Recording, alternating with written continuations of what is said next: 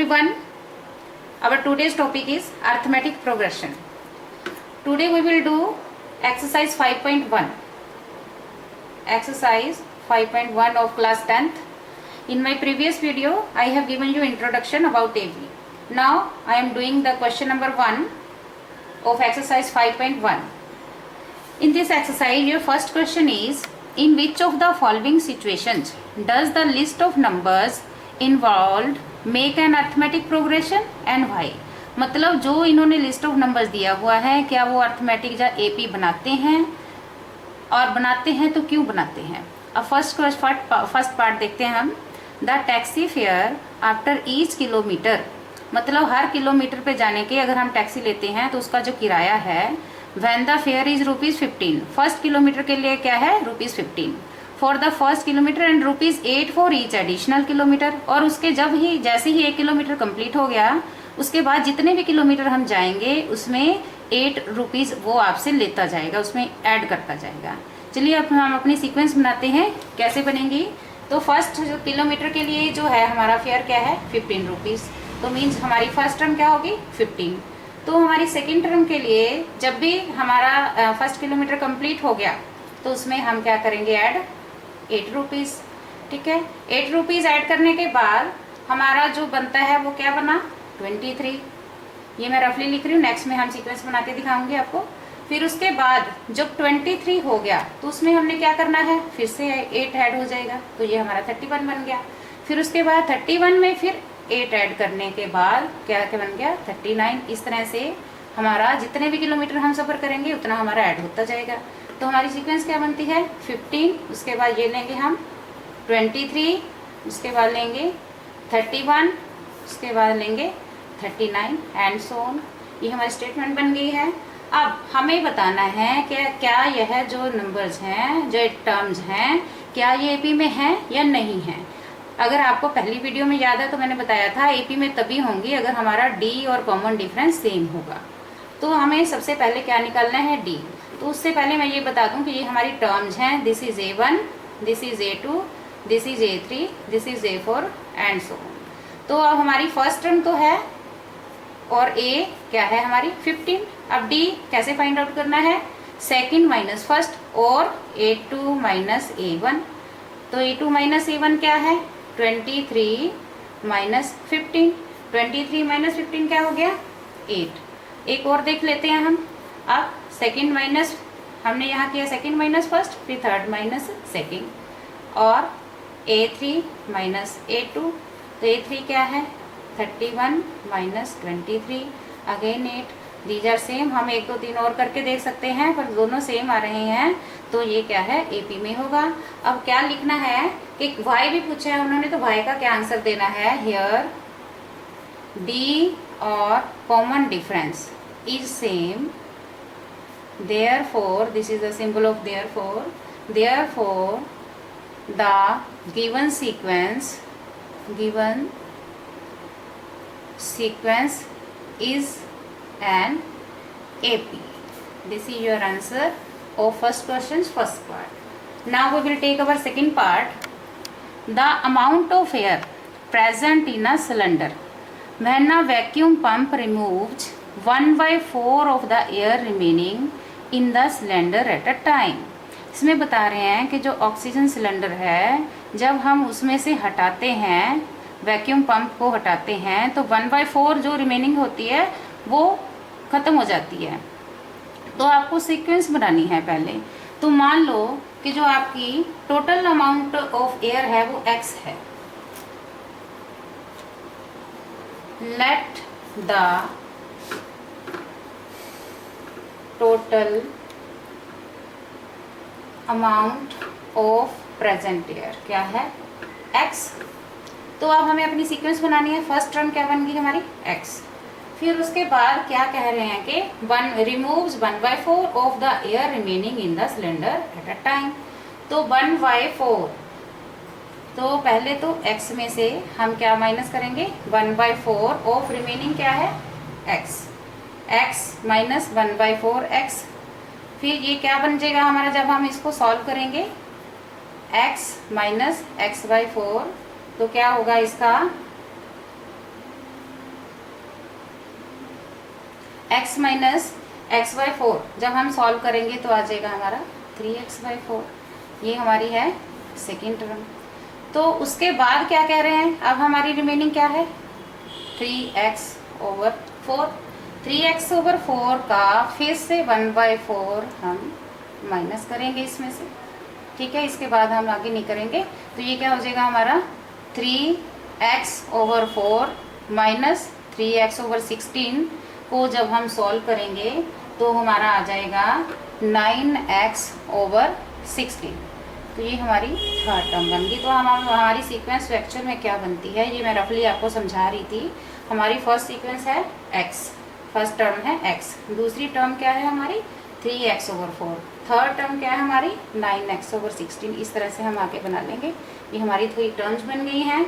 तो सेम अभी हमने फिर AP में फाइंड आउट करने के लिए क्या करना होगा, D फाइंड आउट करना होगा। तो D फाइंड आउट करने के लिए A2 माइनस A1 वाला मेथड लेंगे। A2 क्या है हमारी, ये 3x/4 है, और A क्या है, A1 क्या है, x है। जहाँ कुछ ना हो डिनोमिनेटर पर 1 लगा सकते हैं अपनी अंडरस्टैंडिंग के लिए। इसको सॉल्व कर लेते हैं हम। ऊपर क्या आ गया 3x, तो यहाँ पे क्या आ गया 4x, तो हमारा क्या आ गया माइनस x/4। एक और चेक कर लेते हैं, A3 माइनस A2। A3 क्या है 9x/16 और A2 क्या है 3x/4। तो एलसीएम लेंगे, एलसीएम आ जाएगा 16। तो यहाँ पे क्या आएगा 9x माइनस यहाँ क्या आएगा 12x। तो क्या आ जाएगा माइनस 3x/4। तो क्या फर्स्ट टर्म और सेकेंड टर्म का जो हमने डिफरेंस किया है फर्स्ट टाइम और सेकेंड टाइम किया है, क्या सेम है? This is not same. Here common difference is not same. Here common difference और D is not same, therefore it is not an AP. It is not an AP. So this is how we have to check. इस तरह से हमें check करना है। पहले sequence बनानी है, फिर हमें देखना है कि कॉमन डिफरेंस उनका सेम है या नहीं। सेम है तो AP में है, नहीं है तो नहीं है। अब हम थर्ड क्वेश्चन देखते हैं। The cost of digging a well after every metre of digging when it costs rupees 150 for the first meter and rises by rupees 50 for each subsequent meter। तो क्या कह रहे हैं कि जैसे एक कुएं को खोदा जा रहा है तो जब फर्स्ट मीटर है उस तक की उनका क्या है फेयर, जो भी वो खर्चा लेंगे चार्ज करेंगे रुपीज़ 150 लेंगे। फिर उसके बाद 1 मीटर के बाद जितना भी वो डिग करते जाएंगे, खोते जाएंगे, 50 रुपये और ऐड करते जाएंगे और उनसे लेते जाएंगे। तो अब हम इसको सीक्वेंस कैसे बनाएंगे? तो फर्स्ट टर्म क्या होगी हमारी, फर्स्ट क्या है 150 है, तो यहाँ हम लिख लेते हैं फर्स्ट होगी हमारी 150। फिर उसके बाद हम 50-50 ऐड करते जाएंगे। आई थिंक अब तक आपको समझ आ गया होगा, मुझे सिंपल मैं आगे कर रही हूँ। तो हमारी सेकंड 200 बन जाएगी और थर्ड 250 बन जाएगी एंड सो ऑन। फिर हम सिंपल D निकाल लेंगे। D निकालने के लिए फर्स्ट मैं सीधा कर रही हूँ, 200 माइनस 150 लेंगे तो कितना आ जाएगा 50 आ जाएगा। फिर उसके बाद 250 माइनस 200 फिर से 50 आ जाएगा। Here D is same, D is same, so बस सेम लिखना है आपको। Here D is same, so it is an AP, so it is an AP। फिर उसके बाद है आपका question number 4 part 4, first question part 4। The amount of money in the account every year when rupees 10,000 is deposited at compound interest at 8% per annum। मतलब bank में से account में जो मनी है वो क्या है 10,000 है जो डिपॉजिट है, तो उस पर कंपाउंड इंटरेस्ट लगता है 8% पर एनम के हिसाब से। तो हमें कैसे सीक्वेंस बनानी है, देखिए सबसे पहले क्या होगी हमारी 10,000। फिर उसके बाद मैं आपको यहाँ रफ में बना के दिखा देती हूँ कि कैसे बनेगी, फिर हम फेयर लिख लेंगे।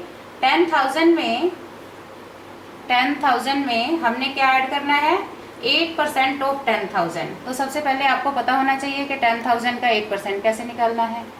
8% निकालने के लिए हमारे पास कितना आ गया 10,000 का 8% 800।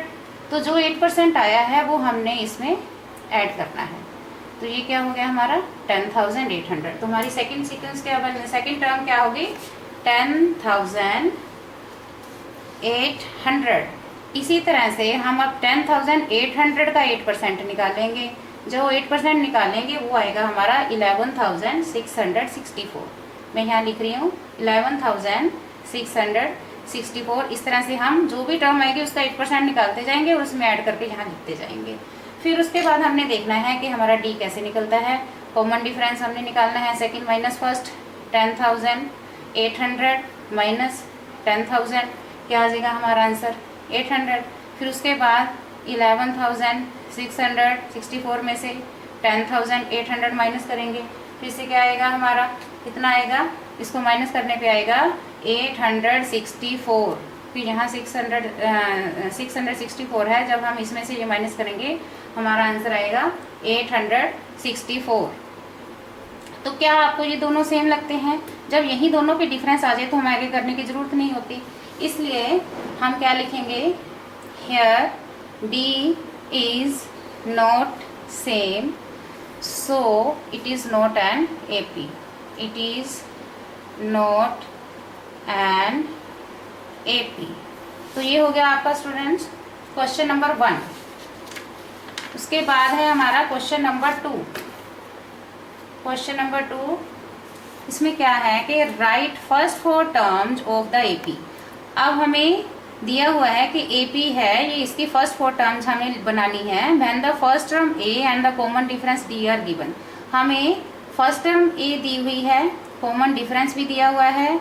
हमें क्या बनाना है, फर्स्ट 4 टर्म जो हमने सीक्वेंस बनानी है, खुद बनानी है। ठीक है, अब से हम पहले लिख लेते हैं गिवन क्या है। Here A is equal to 10 and D is equal to 10। जब भी हमने नेक्स्ट टर्म बनानी है, जब फर्स्ट 4 3 4 तो बनानी है, तो हम उसके लिए ये फॉर्मूला यूज करते हैं A plus D, A plus 2D, A plus 3D। जितनी भी बनानी है, हमने फर्स्ट 4 बनानी है, राइट फर्स्ट 4 टर्म्स, तो मैंने 4 लिख ली है यहाँ पे। ठीक है, फर्स्ट 4 टर्म्स के लिए तो हम यहाँ पे लिखेंगे हमारी first term is equal to A, कितनी है 10। फिर उसके बाद सेकेंड टर्म कैसे आएगी, A plus D, A plus D। A है 10, D भी है 10, ये D 10 दिया हुआ, तो हमारी सेकेंड टर्म क्या होगी 20। अब हमें निकालनी है अपनी थर्ड टर्म। थर्ड टर्म कैसे निकलेगी, A प्लस 2D। A 10 है, 2 और 10 से मल्टीप्लाई करके क्या बन गया 10 प्लस 20 इज इक्वल टू 30। अब फोर्थ टर्म निकालनी है हमने। Fourth term is equal to A plus 3D। 10 plus 3 into 10 क्या हो गया जी हमारा 10 प्लस 30 इज इक्वल टू 40। तो ये हमारी फर्स्ट 4 टर्म्स होंगी। तो सीक्वेंस क्या बनेगी 10 20 30 एंड 40। ये है हमारी फर्स्ट 4 टर्म्स। फिर उसके बाद है हमारा क्वेश्चन नंबर, हम इसका ये सेकंड है, जो सेकंड में ऐसे बता रही हूँ, इसको करने की खास ज़रूरत नहीं है क्योंकि D 0 दिया हुआ है। कॉमन डिफरेंस जब हमें 0 दिया हुआ है तो सारी क्या बनेगी A plus D, A plus 2D, A plus 3D, सारी एक ही जैसी बनेंगी। फिर उसके बाद हम क्वेश्चन नंबर 3 पे आएंगे। इसमें क्या गिवन है हमें पार्ट 3 पे, सेकेंड के पार्ट थर्ड में A क्या है 4 और D क्या है -3। तो सीधा लिख रही हूँ मैं, फर्स्ट टर्म कैसे निकलेगी हमारी, first term A, second term क्या होगी A प्लस D, और थर्ड क्या होगी, थर्ड टर्म क्या होगी A प्लस 2D, और फोर्थ टर्म क्या होगी A प्लस 3D। अब हम लिख लेते हैं, फर्स्ट टर्म दी हुई है 4, तो A प्लस D, A कितनी है 4 प्लस D, तो जब साइन ऑपोजिट हो तो हमें ब्रैकेट में लिखना होता है। 4 माइनस 3 प्लस माइनस माइनस हो गया, 1 आ गई हमारी, ये एक होगी, ये दूसरी होगी। फिर उसके बाद A प्लस 2D, A क्या है 4 2 इंटू -3 4 माइनस 6 क्या आ गया -2, ये हमारी थर्ड आ गई। फिर उसके बाद A प्लस 3D, ये 4 है, ये 3 है, D क्या है -3 है, 4 माइनस 9 कितनी आ गई -5। ये हमारी फर्स्ट 4 ऐसे हमने टर्म्स निकालनी है। ठीक है, उसके बाद मैं आपको एक और पार्ट करवा देती हूँ, फिफ्थ पार्ट में क्या दिया है कि ए दी है हमारे पास -1.25 और डी क्या है -0.25। अब मैं सीधा लिख रही हूँ फर्स्ट, एक्सप्लेन ज़्यादा नहीं कर रही, second, first, second, third and fourth. तो फर्स्ट क्या है हमारी ए प्लस ए, तो ए ही रहेगी फर्स्ट, तो -1.25। तो सेकेंड क्या होगी ए प्लस डी -1.25, इसको भी ब्रैकेट में लिख देते हैं, प्लस -0.25। तो इसको ऐड करके हमारे पास क्या आ जाएगा -1.50।